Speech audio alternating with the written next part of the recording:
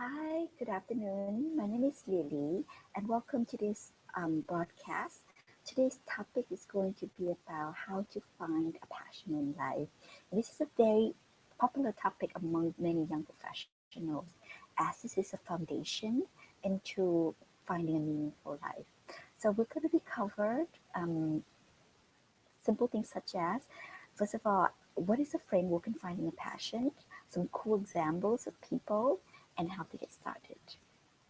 So let me share the screen and jump right in.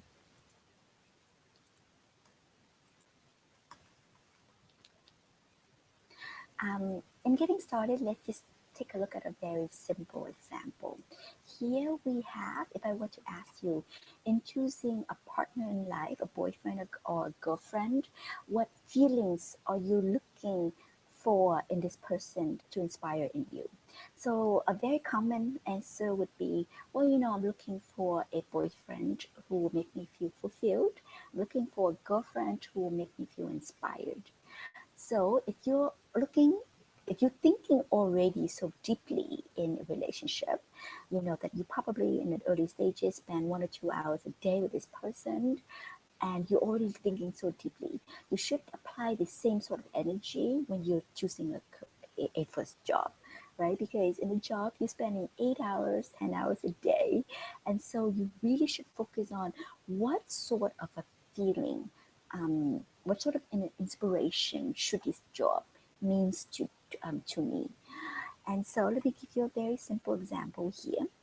Um, if I were to ask you, what is the difference between the difference between an interest versus a passion? What would you say? The common answer would be, well, an interest is like my hobby. I like photography. I like traveling. And a passion is something that is a lot more intense, right? It could still be photography, it could still be traveling, but it's something that you think day and night about. It's something that keeps you up at night. It's something that you don't do, you feel like you're not really living your true selves, your true life. And so, a very cool example, a story from Larry Smith from the University, a professor from the University of Waterloo, have said that if you found the love of your life, and on the day you come and propose to her, and you say, "I would like to get married to you because I find you interesting." The person probably is going to say no and run away very fast, right? You would only marry somebody that you are very passionate about. And so, in thinking about this, I know a lot of young people. You have a lot of different interests, but how are you going to be able to take those interests and turn it into a passion so that you could have a more enriching life? Is definitely the question. Here, let's ask the question first. Well, why do we even need a passion at all? Like, I have a lot of hobbies and I have a lot of interests, and it seems to be okay with me. Like, why do I even need a passion? And let's take a look at this from somebody who has a lot of experience. This is a nurse, and her name is Bronnie Ware. She has spent many years taking care of people in their last weeks before they pass away. So these were the people, who have a lot of illnesses and they only have a few weeks to live. And she is a nurse to take care of them. And I included all the links on the left hand side, below. You can take a look when you're free. So what does she found to be the number one regret of people before they pass away? Can you guess? It's actually quite a common regret, and you probably could guess yourself. The number one regret is that I wish I had the courage to live a life true to myself, not the life others expected of me. So let's stop for a second and think about this, right? All of our lives, since we're young, society has certain expectation of us. They want us to finish school. They want us to do really well. Society wants us to, get a nice job, get promoted, get a house, um, and start having kids and take care of the kids. And then, go into retirement. But is the job that we are going to, that we work 40, 50, 60 years in, are these the jobs that make us happy or not? That's much less discussed. And so a lot of time people take on jobs that give them a stable life, but at the end of their lives, they start questioning of like, I have other hobbies, I have other interests. I should have perhaps pursued those interests and hobbies instead. So as young professionals now, you still have many years ahead of you, and perhaps you should take a stop and think deeply about what sort of career that would make you feel the most happy. So Warren Buffett, one of the most richest person in the world, he said that he feels so happy about his job that when he goes to work, he tap dance his way to work. And why wouldn't you want to find a job and a career where every day when you go to work, you feel like you're dancing and singing and happy, right? So this is very important. So why else do you need a passion? A lot of time young people come to me and ask me, so Lily, how would I be able to build self-confidence? How would I be able to, you know, um, know what I really want and exert confidence? The answer to this is that if you have a passion, you will spend a lot of time thinking about what is it that you truly want. And when you pursue it and when you become successful at it, the self-confidence naturally comes out. Naturally comes out. So let me give you an example. This is a very famous person named Richard Branson, and he is a founder of um, Virgin Record and also Virgin Airlines and a multi-billionaire. Very, very successful person. He actually wrote a book as well. So what does he say? He said that when he meets with experts who advise him not to enter into any crowded space, right? Any industry that's already have a lot of competition, he would follow his gut and he would say his famous line, "Oh, screw it, let's just do it," right? So in this case, Richard knows himself very well. He understands his preferences. He understands what makes him happy. He understands what would be a successful business. And when he does become successful at it, his self-confidence is naturally exude from himself. So this is something really important. If you have a passion, you follow it, then you can build a sense about self-awareness, and the self of confidence will naturally follow. Another question is like, why do I even need a passion? Here is a passion is when you are essentially, when you're passionate, you become a very good leader. And people will naturally follow you. Here is an example of Tony Hines. He is a CEO and founder of Zappos, a very successful e-commerce platform that sells shoes online. And Amazon acquired Zappos for $1.2 billion. Yeah, I think it's 1.2 or 1.6. And he said, stop chasing the money and start chasing the passion. So in 2008, he became very famous. Well, he's always been famous, but extra famous when he give his new hires the option if they quit, like after they join the company examples, and if they find the company not interesting, if they don't share his passion, they can quit. And when they quit, he will give them $2,000 to quit. So essentially, he became one of the very first people to give employees money to quit because very simple. If he if employee shares passion, then they can do great things together. And if they don't share his passion, he's going to give them some money for, let's just make a clean cut. So this is actually really awesome. And he's such an inspirational leader that when he moved his company from California, which is, commonly known as a really good place to live, all the way to Las Vegas, um, uprooted a lot of families. People have to say goodbye to their family. A lot of the employees still follow him all the way to Las Vegas. Yeah?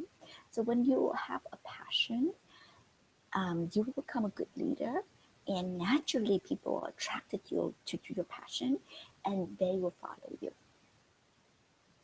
So why else do you need a passion in life? This is when you can build really good resilience. And in life, you and I will have a lot of failures. We will have a lot of setback as well.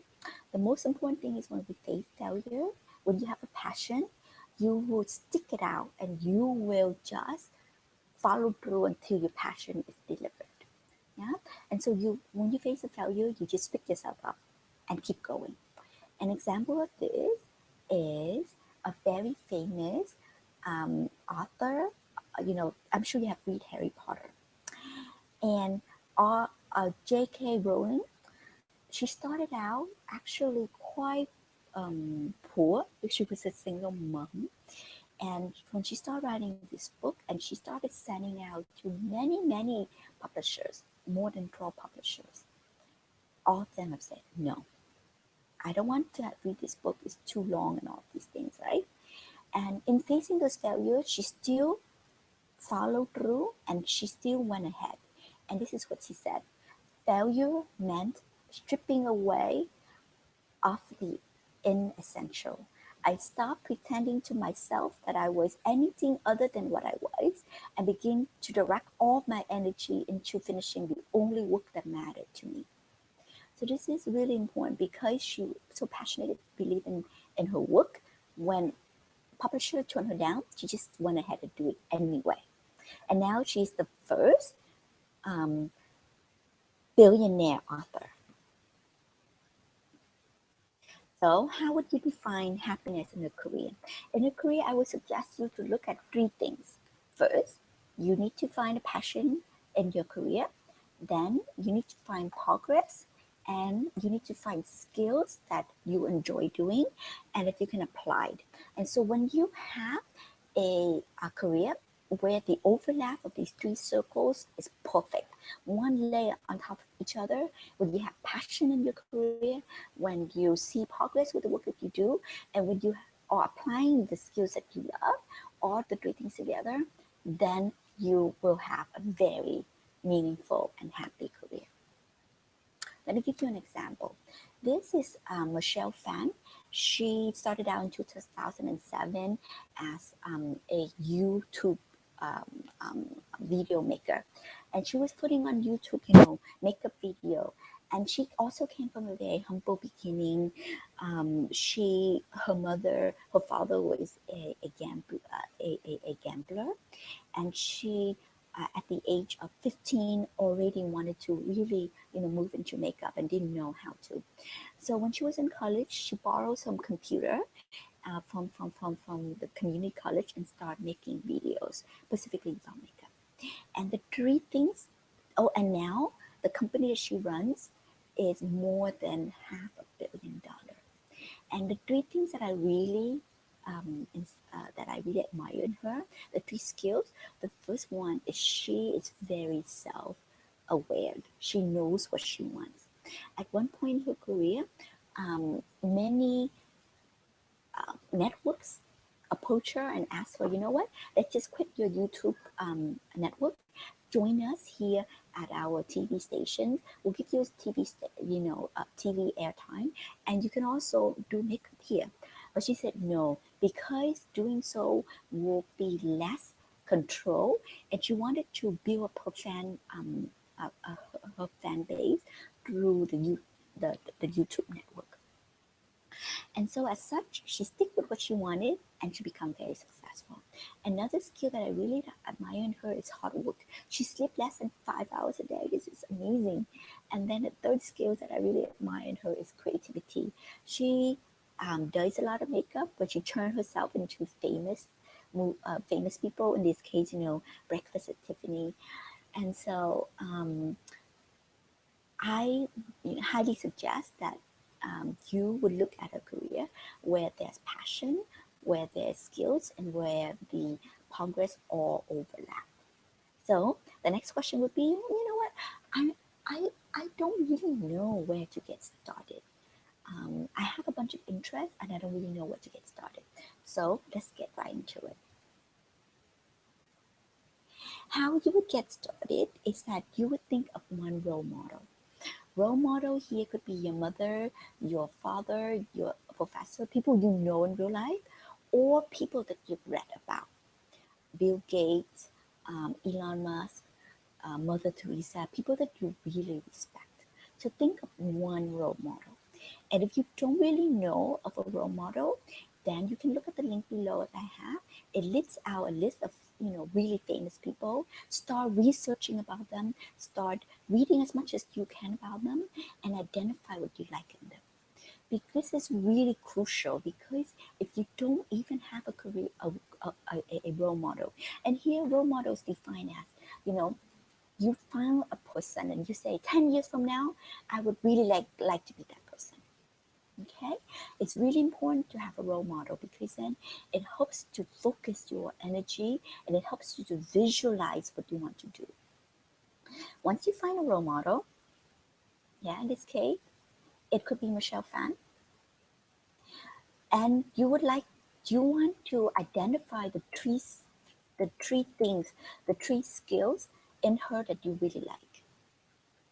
So think of this role model as a mirror. As a mirror, I'm looking into a mirror. What are the things that I like about this person? And for me, in Michelle Phan, I like self-awareness, I like hardworking, and I like creativity. You can look at her and you might like three completely different things. And that's okay. It's just using that person as a mirror for you to understand what you like better. So these are the things, she might have 10 things, she might have 20 things that are amazing, but I picked the three things that I like the most. Yeah. Next, you think of a passion or interest. So you don't really have a passion, just think of an interest, that you have. I'm sure you have many interests. Here, let's take an example. An interest could be, I like to travel a lot. I really enjoy it when, I travel. Anytime I have some vacation, I book it right away and I would travel. So that would be your interest. What to do next after that? You need to think about it's more side project right now that you can get started. It doesn't have to be anything big. You don't have to quit your job. You can just start it on the side. So if you like to travel, one of the things you can do immediately is perhaps create a small travel blog online. It's free, right? It doesn't take too much of your time, but it's a starting point. Or you can, go join some volunteer group and start taking people around on travel trips. You can start organizing travel trips, like be a free tour guide, for your friends on the next trip or something like that. Yeah, but get started. Start somewhere small. The next thing I want you to do is apply the three skills that you like in this role model into the small side project. So, for example, self-awareness, right? So, if I like travel and I would take the skill self-awareness, then I would say, you know what? I really like after I look really deeply into myself, and I think, there's so many things about travel. There's a fun, there's meeting new people, there's going to remote places, or there's like traveling into like mountains, and like what exactly about travel do you really like? You need to think really deeply. For me, I would say I like to travel into remote places and meet people that I normally don't get to meet. For me, that's what I really enjoy doing. Yeah. So you need to really think about what is one aspect of the travel that you really like and narrow it down. Well, hardworking here, I would, start, since I'm so inspired by Michelle Phan, I'm going to start maybe spending 1 hour a day because I already have a full-time job. I'll just take 1 hour a day and start on my travel blog. Creativity. Well, I really like the Michelle Phan is so creative. Let me see how I can use this skill into my travel adventures. Well, you know what? Maybe next time when I travel, I will bring a video and then I can video myself interviewing this person while I travel, and so that I can, when I bring it back, I can put it online and I can share it with different people. Yeah, so that's one way of being creative. Here I want to also for you to define a long-term progress. It's good that you start with a small project, but you need to define a long-term progress. As an example, the long-term progress could be like, you know what? Let's just be crazy. Let's just think of the wildest dream possible for you. Here, the wildest dream possible, maybe, in 10 years, I might have millions of fans and they would come to my travel blog and they would follow me everywhere I go. And maybe they would also come with me. And together we can promote sustainable tourism into these remote villages, and these people may have a better life. Let's just think something really crazy, something really out there. Why is it important to have like a really big goal? Why is it important to dream the wildest dream?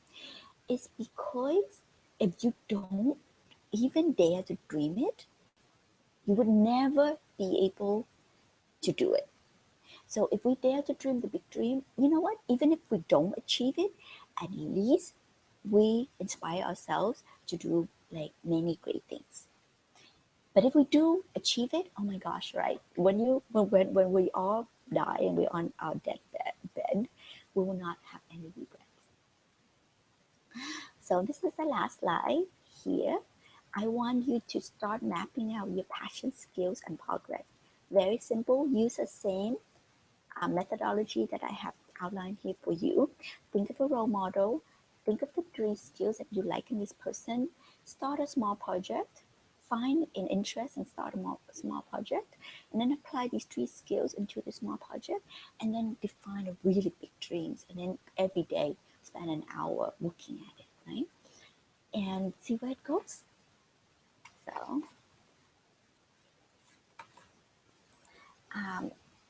that is actually all that I have on my end here. Yeah, this is all that I have on my end here. Have some fun with it. Have some fun with it. And check back with me. If you have any questions, just go to this Tumblr page. I also have a Facebook, and I will post it below as well. Come by, leave any comments. I'm always very happy, to share information on this aspect. And I'm sure you're going to have just such a fantastic time exploring your passion. In the next video, I'm going to be talking about the mindset of how are you going to be overcoming some of the fears in pursuing your passion. Because anytime we pursue our passions, people will come to us and they'll be saying, Lily, you're crazy. Why do you want to do this? You already have a stable job. Like, why do you want to, what if you fail? What if it takes too long and all these things, right? So how would you be able to have the courage to try something new? Enjoy that. I'm going to go and enjoy this beautiful California sunny day, and same for you as well. Take care.